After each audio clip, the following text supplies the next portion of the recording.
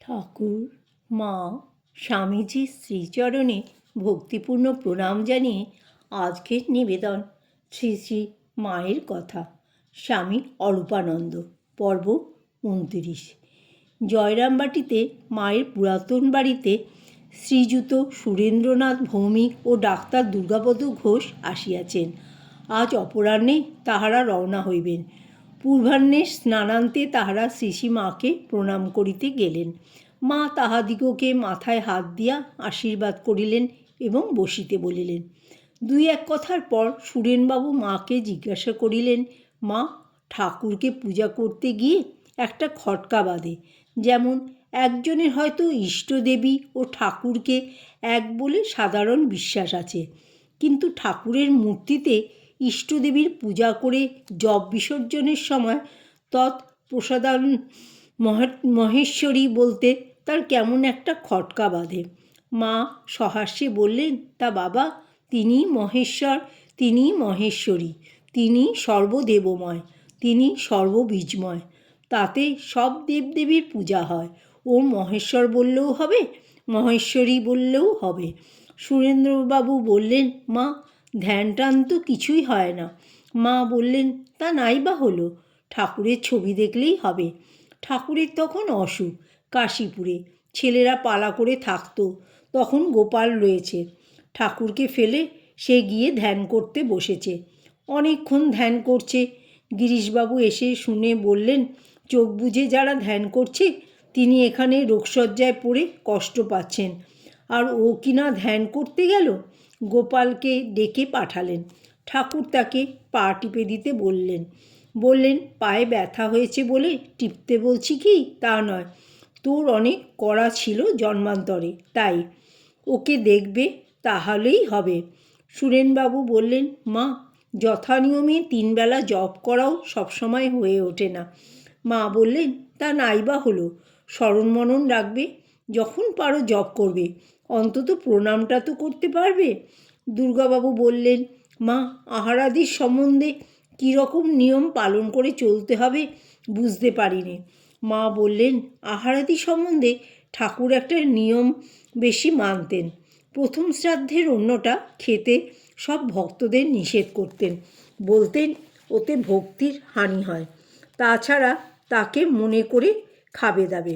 দুর্গাবাবু বললেন, মা, হাসপাতালে কাজকর্ম করতে অনেক সময় হয়তো পিপাসায় সেইখানেই যায়, তার জল খেতে হয়, খেয়েও থাকি, তার কি হবে মা?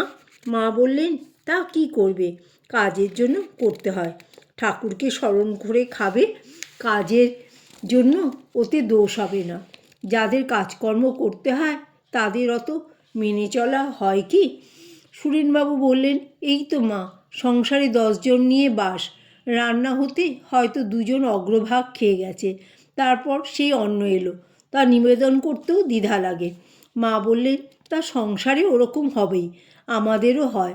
ধরো না, একজন হয়তো রোগা, তার জন্য আগে একটু উঠিয়ে রাখতে হলো, তা খাবার এলে তিনি খেতে দিলেন, মনে করে তাকে স্মরণ করে খাবে, দোষ হবে না। সুরেনবাবু বললেন, মা, মনের যা অবস্থা তার আর কি বলবো, আপনি অন্তর্যামিনী, বুঝতেই পারছেন, আর যে ভোগ কবছর ভুগছি, আপনার আশীর্বাদ না থাকলে হয়তো এতদিনে মরে যেতুম। মা বললেন, হ্যাঁ বাবা, সংসারে যা কষ্ট তার বলতে কষ্টের পার নেই, তোমাদের তো আছেই, আমাকেই বাবা যেভাবে ঠাকুর রেখেছেন, এই মেয়েটাকে নিয়ে কি কষ্টই পাচ্ছি। মা রাধুর কথা বললেন। সুরেনবাবু বললেন, হ্যাঁ মা, এখানকার এই ভাব দেখেই মনকে প্রবোধ দিই আর ভরসা হয়। মা তো সংসারের যন্ত্রণা নিজে দেখছেন, কাজেই দয়া হবে। মা বললেন, তা ভয় নেই বাবা, ঠাকুর আছেন, তিনি তোমাদের ইহকাল পরকাল সব রক্ষা করবেন।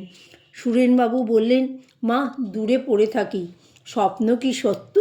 মা বললেন, হ্যাঁ সত্য বই কি, তার স্বপ্ন সত্য, তার স্বপ্ন আবার তিনি তার কাছেই বলতে নিষেধ করতেন।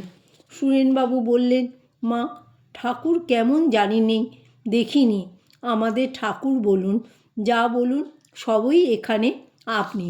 মা বললেন, ভয় নেই, ঠাকুর দেখবেন বাবা, ইহকাল পরকাল সব দেখবেন, সব রক্ষা করবেন। আহারাদির পর তাহারা রওনা হইলেন, সঙ্গে বরদা মামা। তিনি কলিকাতা আসিবেন। তাহারা ক্রমে উত্তর দিকের মাঠে পড়িলেন। মা কিছু দূর পর্যন্ত আসিয়া যতক্ষণ দেখা গেল চাহিয়া রহিলেন।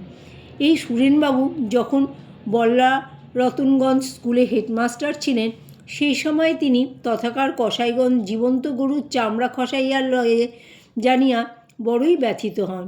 দুর্বৃত্তেরা একদিন স্কুলের সামনেই ঐরূপ করিল। হিন্দু ও মুসলমান ছাত্র শিক্ষকগণ এবং সুরেনবাবু ইহার খুব প্রতিবাদ করেন। কসাইগণ মারও খায়। ইহা লইয়া তথায় একটা গণ্ডগোল বাধে।